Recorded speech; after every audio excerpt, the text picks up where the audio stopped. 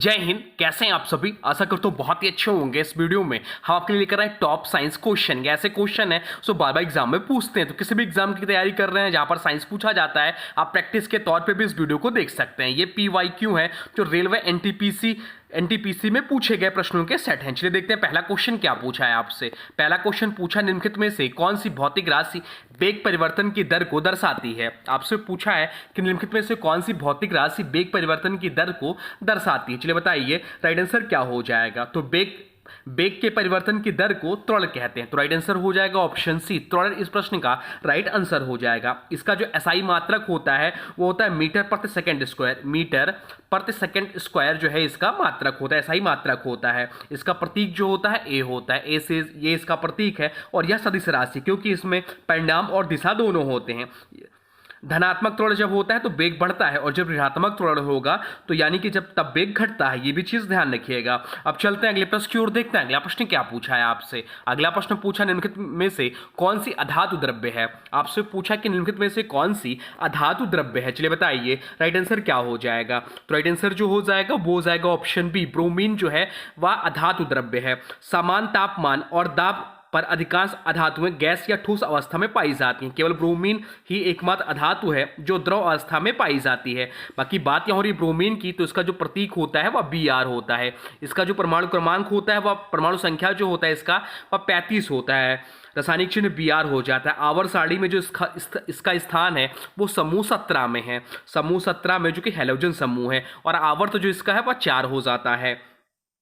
भौतिक अवस्था जो इसकी होती है, यह एकमात्र अधातु है जो समान तापमान पर द्रव अवस्था में पाई जाती है। इसका उपयोग क्या क्या है? तो कीटनाशक में इसका उपयोग करते हैं, अग्निरोधक में इसका उपयोग करते हैं, फोटोग्राफी में सिल्वर ब्रोमाइड के रूप में इसका प्रयोग करते हैं, दवाओं में इसका प्रयोग करते हैं। अब चलते हैं अगले प्रश्न की ओर, देखते हैं अगला प्रश्न क्या पूछा है आपसे। अगला प्रश्न पूछा है, न्यूरॉन का कौन सा भाग सूचना प्राप्त करने के लिए जिम्मेदार है? आपसे पूछा है कि न्यूरॉन का कौन सा भाग सूचना प्राप्त करने के लिए जिम्मेदार है। तो राइट आंसर हो जाएगा ऑप्शन ए। ऑप्शन इस प्रश्न का राइट आंसर हो जाएगा। न्यूरॉन को तंत्रिका कोशिका भी कहा जाता है, या मानव शरीर की सबसे लंबी कोशिका होती। न्यूरॉन की औसत लंबाई कुछ मिलीमीटर से लेकर 1 मीटर तक हो सकती है। एक न्यूरॉन के 3 मुख्य भाग होते हैं, डेंड्राइट जो कि सूचना प्राप्त करता है कोशिका का, या साइटन सूचना का प्रसंस्करण करता है, एक्सॉन जो सूचना को आगे प्रेषित करता है। न्यूरॉनों के बीच संपर्क स्थल को सिनेप्स कहते हैं, और सिनेप्स पर सूचना जो है न्यूरोट्रांसमीटर के द्वारा प्रेषित होती है। अब चलते हैं अगले प्रश्न की ओर, देखते हैं अगला प्रश्न क्या पूछा है आपसे। अगला प्रश्न पूछा, निम्नलिखित में से किसमें झिल्ली का अभाव होता है? आपसे पूछा कि निम्नलिखित में से किसमें झिल्ली का अभाव होता है। चलिए बताइए राइट आंसर क्या हो जाएगा। तो राइट आंसर जो हो जाएगा वो हो जाएगा ऑप्शन सी, वायरस में जो है झिल्ली का अभाव होता है। सभी कोशिकाओं जैसे कि पौधों, कवक, जानवर में झिल्ली होती है, वायरस कोशिका नहीं होते, इसलिए इसमें कोई कोशिकांग या कोशिका झिल्ली नहीं होती। वायरस केवल प्रोटीन कोट और अनुवांशिक पदार्थ से बने होते हैं। पादप कोशिका की बात करें तो पादप कोशिका इसमें सेल वॉल और सेल मेम्ब्रेन दोनों होते हैं। कवक कोशिका की बात करें तो इसमें भी सेल वॉल और प्लाज्मा मेम्ब्रेन होते हैं। जंतु कोशिका की बात करें इसमें प्लाज्मा मेम्ब्रेन होती है पर सेल वॉल नहीं होती। अब चलते हैं अगले प्रश्न की ओर, देखते हैं अगला प्रश्न क्या पूछा है आपसे। अगला प्रश्न पूछा है, जब प्रकाश की किरण पृथ्वी के वायुमंडल में गति करती है तो किस घटना के कारण उसका अपवर्तन होता है? चलिए बताइए राइट आंसर क्या हो जाएगा। राइट आंसर हो जाएगा ऑप्शन ए, वायुमंडलीय अपवर्तन के कारण। जब प्रकाश किरण पृथ्वी के वायुमंडल से गुजरती है तो उसे अलग अलग घनत्व वाली परतों से होकर गुजरना पड़ता है। प्रत्येक परत का अपवर्तनांक अलग होता है, इसी कारण प्रकाश किरण का मुड़ना होता है, जिसे वायुमंडलीय अपवर्तन कहते हैं। उदाहरण के तौर पर सूर्योदय से पहले सूर्य का दिखाई देना, और सूर्यास्त के बाद भी सूर्य का थोड़ी देर तक दिखना, तारों का टिमटिमाना। ऑप्शन जो दिया है बी, वायुमंडलीय प्रकीर्णन, तो यह आकाश के नीले रंग और सूर्यास्त सूर्योदय के लाल रंग के लिए जिम्मेदार है, अपवर्तन के लिए नहीं। अब चलते हैं अगले प्रश्न की ओर, देखते हैं अगला प्रश्न क्या पूछा है आपसे। अगला प्रश्न पूछा, निम्नलिखित में से नेत्रों का कौन सा भाग नेत्रों के विशिष्ट रंग के लिए उत्तरदायी होता है? आपसे पूछा कि निम्नलिखित में से नेत्रों का कौन सा भाग नेत्रों के विशिष्ट रंग के लिए उत्तरदायी होता है। चलिए बताइए राइट आंसर क्या हो जाएगा। राइट आंसर हो जाएगा ऑप्शन बी, परितारिका, या इसे आइरिस बोलते हैं। आइरिस आंख का वह भाग है जिसमें पिगमेंट यानी कि रंजक मौजूद होते हैं। यही पिगमेंट आंखों का रंग निर्धारित करते हैं, जैसे भूरा, नीला, हरा आदि। यह पुतली के आकार को नियंत्रित करता है और आंख में प्रवेश करने वाले प्रकाश की मात्रा को नियंत्रित करता है। बाकी जो विकल्प दिया है लेंस, तो यह प्रकाश को अपवर्तित कर रेटिना पर छवि बनाने में मदद करता है। रंग से कोई संबंध नहीं। रेटिना की बात करें तो यह प्रकाश संवेदनशील परत है जो छवि को पकड़ती है। और कार्निया की बात करें तो यह पारदर्शी परत है, आंख को सुरक्षा देती है और प्रकाश को फोकस करने में मदद करती है। अब चलते हैं अगले प्रश्न की ओर, देखते हैं अगला प्रश्न क्या पूछा है आपसे। अगला प्रश्न पूछा है विद्युत बल्ब के एक फिलामेंट द्वारा 1 मिनट में 0.75 एम्पियर की धारा ली जाती है। धारा के माध्यम से प्रवाहित होने वाले विद्युत आवेश की मात्रा ज्ञात कीजिए। चलिए बताइए राइट आंसर क्या हो जाएगा। तो इसमें दिया जो हुआ है वो करंट दिया है। आई बराबर क्या दिया हुआ, तो आई बराबर दिया 0.75 एम्पियर दिया हुआ है। और समय जो दिया है टी बराबर, समय जो दिया है टी बराबर वह दिया है 1 मिनट। 1 मिनट बराबर 60 सेकेंड हो जाएगा। 60 सेकेंड हो जाएगा। यहाँ पर धारा बराबर हम लोग जानते हैं, धारा बराबर हम लोग जानते हैं क्या होता है धारा बराबर, तो धारा बराबर होता है वो होता है आपका आवेश बटा समय। आवेश बटा समय होता है धारा बराबर। आवेश बटा समय होता है धारा बराबर। धारा बराबर होता है आवेश बटा समय, यानी कि आई बराबर Q upon T. Q upon T. तो यहां पर पूछा क्या है, तो यहां पर पूछा है आपको आवेश पूछा है, तो आवेश बराबर क्या हो जाएगा, तो क्यू बराबर क्या हो जाएगा, क्यू बराबर हो जाएगा आपका, क्यू बराबर जो हो जाएगा वो आई इंटू टी हो जाएगा। आई इंटू टी हो जाएगा। तो आई हम लोग देखें आई क्या हो जाता है, तो आई जो है धारा दिया हुआ है वह दिया हुआ है आपका 0.75 और समय जो है वह 60 सेकेंड दिया। जब इसको जो करेंगे तो आ जाएगा आपका 45 गुलाम इस प्रश्न का राइट आंसर हो जाएगा। ऑप्शन बी इस प्रश्न का राइट आंसर हो जाएगा। अब चलते हैं अगले प्रश्न की ओर, देखते हैं अगला प्रश्न क्या पूछा है आपसे। अगला प्रश्न पूछा है मनुष्य के हृदय कक्ष में कितने चैम्बर होते हैं। आपसे पूछा कि मनुष्य के हृदय कक्ष में कितने चैम्बर होते हैं। चलिए बताइए राइट आंसर क्या हो जाएगा। तो राइट आंसर जो हो जाएगा वो हो जाएगा ऑप्शन ए 4 कक्ष होते हैं, 4 चैम्बर होते हैं। ऑप्शन ए इस प्रश्न का राइट आंसर हो जाएगा। ये मनुष्य मानव हृदय 4 कक्षों में बटा होता है, दायालिंद्र, दायानिलय, बायालिंद्र और बायानिलय। इसमें रक्त का शुद्ध और अशुद्ध भाग अलग अलग बना रहता है। यह विशेषता स्तनधारियों और पक्षियों में भी पाई जाती है। ऑप्शन बी जो है 3, इस 3 जो चैम्बर पाए जाते हैं उभयचर और अधिकांश सरीसृपों में 3 कक्ष होते हैं। मछलियों में जो है 2 चैम्बर होते हैं, एक अलिंद्र और एक निलय होते हैं। अब चलते हैं अगले प्रश्न की ओर, देखते हैं अगला प्रश्न क्या पूछा है आपसे। अगला प्रश्न पूछा है चंद्रमा की सतह के अध्ययन को क्या कहा जाता है। आपसे पूछा है कि चंद्रमा की सतह के अध्ययन को क्या कहा जाता है। चलिए बताइए राइट आंसर क्या हो जाएगा। राइट आंसर हो जाएगा ऑप्शन सेलेनोलॉजी कहते हैं। सेलेनोलॉजी जो है इसे कहते हैं। सेलेनोलॉजी चंद्रमा की सतह संरचना विज्ञान और इतिहास का वैज्ञानिक अध्ययन है। आधुनिक सेलेनोलॉजी में लूनर मिशन की अहम भूमिका है। बाकी विकल्पों की बात करें तो पेडोलॉजी जो है मृदा का अध्ययन इसमें करते हैं। सोनोग्राफी शरीर के अंदर अल्ट्रासाउंड तकनीक से संबंधित है। और बैक्टीरियोलॉजी में बैक्टीरिया का अध्ययन करते हैं। अब चलते हैं अगले प्रश्न की ओर, देखते हैं अगला प्रश्न क्या पूछा है आपसे। अगला प्रश्न पूछा है किसी तत्व का परमाणु क्रमांक 17 है। आपसे कहा है कि किसी तत्व का परमाणु क्रमांक 17 है तथा द्रव्यमान संख्या 36 है। उस परमाणु में न्यूट्रॉनों की संख्या क्या होगी। आपसे पूछा कि न्यूट्रॉनों की संख्या क्या होगी। तो न्यूट्रॉनों की संख्या बराबर जो होती है, न्यूट्रॉनों की संख्या बराबर जो होती है वह होती द्रव्यमान संख्या माइनस परमाणु क्रमांक।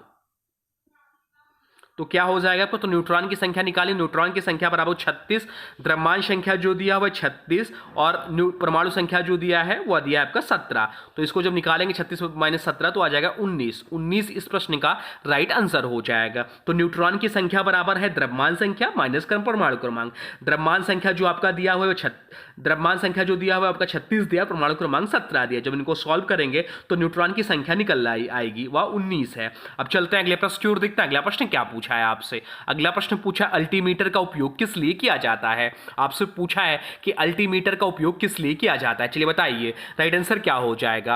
राइट आंसर हो जाएगा ऑप्शन ए, ऊंचाई को मापने के लिए अल्टीमीटर का प्रयोग किया जाता है। अल्टीमीटर का प्रयोग किसी स्थान या वस्तु की समुद्र स्तर से ऊंचाई मापने के लिए किया जाता है, या सामान्यतः वायुयान, पर्वतारोहण, मौसम विज्ञान आदि में उपयोग होता है। अन्य विकल्पों की बात करें तो दाब मापने के लिए इसके लिए बैरोमीटर का उपयोग किया जाता है। समुद्र की गहराई मापने के लिए इसके लिए इको साउंड्स प्रयोग होता है। रक्तचाप मापने के लिए इसके लिए स्पैग्नोमैनोमीटर का प्रयोग होता है। अब चलते हैं अगले प्रश्न की ओर, देखते हैं अगला प्रश्न क्या पूछा है आपसे। अगला प्रश्न पूछा किस वैज्ञानिक को चिकित्सा का जनक कहा जाता है। आपसे पूछा है कि किस वैज्ञानिक को चिकित्सा का जनक कहा जाता है। तो राइट आंसर हो जाएगा ऑप्शन है हिप्पोकेटर्स को। हिप्पोकेटर्स को चिकित्सा का जनक कहा जाता है। हिप्पोकेटर्स को चिकित्सा का जनक कहा जाता है। उन्होंने बीमारियों के प्राकृतिक कारणों और वैज्ञानिक उपचार की नींव रखी। बाकी विकल्पों की बात करें तो एडवर्ड जेनर जो है, इन्होंने टीकाकरण का जनक कहा जाता है। डार्विन को विकासवाद के प्रवर्तक माने जाते हैं। हैकल की बात करें तो पर्यावरण विज्ञान का जनक माने जाते हैं। अब चलते हैं अगले प्रश्न की ओर, देखते हैं अगला प्रश्न क्या पूछा है आपसे। अगला प्रश्न पूछा किस विटामिन को थाइमीन के नाम से जाना जाता है। आपसे पूछा है किस विटामिन को थाइमीन के नाम से जाना जाता है। तो राइट आंसर हो जाएगा ऑप्शन है विटामिन B1 को। विटामिन B1 को थाइमीन के नाम से जाना जाता है। थाइमीन को विटामिन B1 के नाम से जाना जाता है। विटामिन B1 पानी में घुलनशील विटामिन है या शरीर में कार्बोहाइड्रेट के मेटाबॉलिज्म में सहायक होती है। इसकी कमी से बेरी-बेरी नामक रोग होता है। विटामिन ए, तो विटामिन ए का रासायनिक नाम है रेटिनॉल। विटामिन B1 का रासायनिक नाम है थाइमीन। विटामिन सी का रासायनिक नाम है एस्कॉर्बिक एसिड। विटामिन डी का रासायनिक नाम है कैल्सीफेरॉल। विटामिन ई का रासायनिक नाम है टोकोफेरॉल और विटामिन के का रासायनिक नाम है फाइलोक्विनोन। ये सब पॉइंट ध्यान रखिएगा। अब चलते हैं अगले प्रश्न की ओर, देखते हैं अगला प्रश्न क्या पूछा है आपसे। अगला प्रश्न पूछा है कोशिका को एक निश्चित रूप कौन प्रदान करती है। आपसे पूछा है कि कोशिका को एक निश्चित रूप कौन प्रदान करती है। राइट आंसर हो जाएगा ऑप्शन डी कोशिका भित्ति यानी कि सेल वॉल। कोशिका भित्ति एक कठोर बाहरी परत होती है जो पौधों, कवकों और कुछ बैक्टीरिया की कोशिकाओं में पाई जाती है। यह कोशिका को एक निश्चित आकार देती है, कोशिका को संरक्षण और मजबूती प्रदान करती है, जल संतुलन बनाए रखने में मदद करती है। केवल पौधों में होती है कोशिका भित्ति, इसलिए पौधों की कोशिकाएं कठोर और स्थिर रूप की होती हैं। अब चलते हैं अगले प्रश्न की ओर, देखते हैं अगला प्रश्न क्या पूछा है आपसे। अगला प्रश्न पूछा है सोडियम और पोटेशियम को किसमें डुबोकर रखा जाता है। आपसे पूछा कि सोडियम और पोटेशियम को किसमें डुबोकर रखा जाता है। चलिए बताइए राइट आंसर क्या हो जाएगा। राइट आंसर हो जाएगा ऑप्शन सी कैरोसिन। कैरोसिन इस प्रश्न का राइट आंसर हो जाएगा। सोडियम यानी कि Na, सोडियम यानी कि Na और पोटेशियम यानी कि K अत्यधिक प्रतिक्रियाशील धातुएं होती, खासकर पानी और हवा के संपर्क में आने पर। सोडियम का रासायनिक प्रतीक जो है Na होता है। इसका जो परमाणु क्रमांक है वह 11 इसका परमाणु क्रमांक है। सोडियम किसी समूह का तत्व है, क्षारीय धातु समूह का। अगर सोडियम की बात करें तो किस समूह का तत्व है, तो क्षारीय धातु समूह का तत्व है। सोडियम का रंग चांदी जैसा होता है। और अगर हम बात करें पोटेशियम का, तो इसका जो प्रतीक होता है वह K होता है, परमाणु क्रमांक 19 होता है। अब चलते हैं अगले प्रश्न की ओर, देखते हैं अगला प्रश्न क्या पूछा है आपसे। अगला प्रश्न पूछा निम्नलिखित में से कौन सा जल जनित रोग है। आपसे पूछा कि निम्नलिखित में से कौन सा जल जनित रोग है। चलिए बताइए राइट आंसर क्या हो जाएगा। राइट आंसर हो जाएगा ऑप्शन बी टाइफाइड इस प्रश्न का राइट आंसर हो जाएगा। टाइफाइड एक जल जनित संक्रमण है जो साल्मोनेला टाइफी नामक बैक्टीरिया से होता है या प्रदूषित जल या भोजन के सेवन से फैलता है। इसके प्रमुख लक्षण तेज बुखार, पेट दर्द, दस्त या कब्ज कमजोरी आदि। इसके जांच के लिए बिडाल टेस्ट किया जाता है। अब चलते हैं अगले प्रश्न की ओर, देखते हैं अगला प्रश्न क्या पूछा है आपसे। अगला प्रश्न पूछा है पौधों में पत्तियों की सतह पर मौजूद छोटे छोटे छिद्रों का नाम बताइए क्या हो जाएगा। तो राइट आंसर हो जाएगा ऑप्शन है स्टोमेटा कहते हैं। स्टोमेटा पौधों की पत्तियों की निचली सतह पर पाए जाने वाले सूक्ष्म छिद्र होते हैं। इन छिद्रों के माध्यम से गैसों का आदान प्रदान और जल वाष्प का निष्कासन होता है। हर स्टोमेटा के 2 और रक्षक कोशिकाएं होती हैं जो इनके खुलने और बंद होने को नियंत्रित करती हैं। अब चलते हैं अगले प्रश्न की ओर, देखते हैं अगला प्रश्न क्या पूछा है आपसे। अगला प्रश्न पूछा है डीएनए अणु में कितने प्रकार के नाइट्रोजन बेस होते हैं। आपसे पूछा है कि डीएनए अणु में कितने प्रकार के नाइट्रोजन बेस होते हैं। चलिए बताइए राइट आंसर क्या हो जाएगा। राइट आंसर हो जाएगा ऑप्शन सी 4 होते हैं। डीएनए यानी कि डीऑक्सीराइबो न्यूक्लिक एसिड में 4 प्रकार के नाइट्रोजन बेस होते हैं। कौन कौन से, तो एडेनिन, थाइमिन, गुआनिन और साइटोसिन। एडेनिन हमेशा थाइमिन से और गुआनिन हमेशा साइटोसिन से जुड़ता है। ये बेस डीएनए की डबल हेलिक्स संरचना में जीन सूचना को संग्रहित करने का काम करती हैं।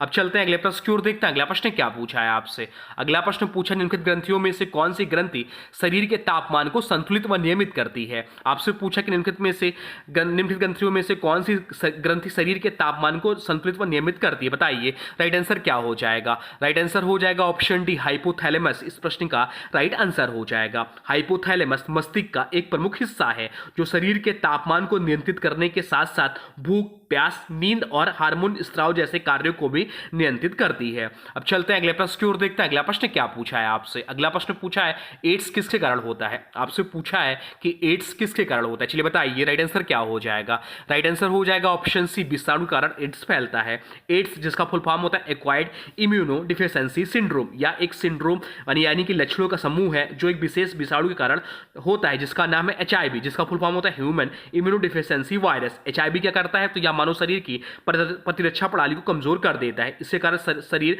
सामान्य संक्रमणों और बीमारियों से लड़ नहीं पाता है। HIV या एड्स की जांच के लिए जो टेस्ट होता है वो एलिसा टेस्ट कहते हैं, जिसे बोलते हैं एंजाइम लिंकेड इम्यूनोसोर्बेंट एसे। सबसे सामान्य और प्राथमिक जांच है। HIV एंटीबॉडी की उपस्थिति की जांच करता है। एड्स दिवस कब मनाया जाता है तो एड्स दिवस जो मनाया जाता है 1 दिसंबर को एड्स दिवस मनाया जाता है। तो ये रहे आपके टॉप साइंस क्वेश्चन जो आपके एग्जाम में आपसे पूछ सकते हैं। अब आज के वीडियो से प्रश्न है, इसका राइट आंसर आप लोगों को कमेंट बॉक्स में बताना है। आज के वीडियो से प्रश्न है चंद्रमा की सतह के अध्ययन को क्या कहा जाता है। आपसे पूछा है कि चंद्रमा की सतह के अध्ययन को क्या कहा जाता है। इसका जो भी राइट आंसर होगा कमेंट बॉक्स में जरूर बताइए, और वीडियो कैसा लगा इसके बारे में भी जरूर बताइए। और हाँ देखिए, अभी तक आपने वीडियो को लाइक नहीं किया है तो प्लीज वीडियो को लाइक कर दीजिए, और चैनल पे नए चैनल को सब्सक्राइब भी कर लीजिए। तो चलिए मिलते हैं नए वीडियो में, तब तक के लिए thanks for watching railway exam target channel को।